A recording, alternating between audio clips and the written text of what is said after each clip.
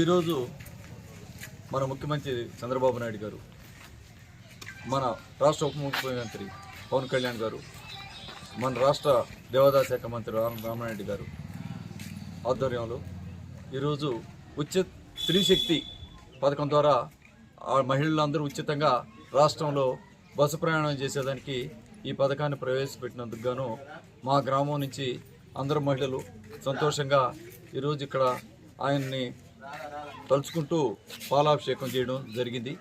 ఈ ఉచిత బస్సు ప్రయాణం 5 రకాలుగా ప్రభుత్వం కేటాయించింది.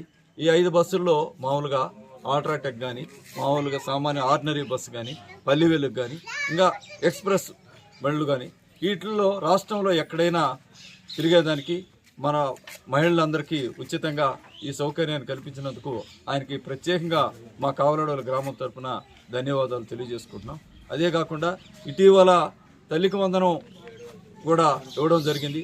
అందరికి కూడా దాదాపు మా గ్రామంలో దాదాపు 39 లక్షల రూపాయలు లబ్ధి పొందినారు. చాలామందికి పిల్లలకి ముగ్గురుంటే ముగ్గురు, ఇద్దరుంటే ఇద్దరు, 5 మందికి కూడా ఇవ్వడం కూడా జరిగింది. దానికి కూడా ఆయనకి ప్రత్యేకంగా కూటమి తరఫున, మా తెలుగుదేశం పార్టీ తరఫున కూటమికి మా చంద్రబాబు నాయుడు గారికి కానీ, మా పవన్ కళ్యాణ్ గారికి కానీ, మా రామనాయుడు గారికి కానీ అందరికీ ప్రత్యేకంగా అభినందనలు తెలియజేసుకున్నాం. అదేగాక ఇక్కడ ఈ గ్రామంలో ఎక్కువగా వేవర్స్ చేనేత కార్మికులు ఎక్కువగా ఉన్నారు. ఈ చేనేత కార్మికులకు కూడా మొన్న 1వ తారీఖు నుంచి 200 యూనిట్లు ఉచిత విద్యుత్తును ఇచ్చేదానికి ప్రభుత్వం నిర్ణయించింది. దానికి కూడా అందరూ చాలా సంతోషంగా ఉన్నారు. 200 యూనిట్లు అంటే చిన్న విషయం కాదు. ఒక్కరు కూడా కరెంటు బిల్లు కట్టకుండా ఉండే పరిస్థితి వస్తుంది. దానికి కూడా ప్రత్యేకంగా మా గ్రామం తరపు నుంచి మా కూటమి అభ్యర్థులైనటువంటి మన రామనాయుడు గారికి కానీ, మన ముఖ్యమంత్రి చంద్రబాబు నాయుడు గారికి కానీ, పవన్ కళ్యాణ్ గారికి కానీ అందరికీ మేము మా గ్రామం తరపున అభినందనలు తెలియజేసుకుంటున్నాం.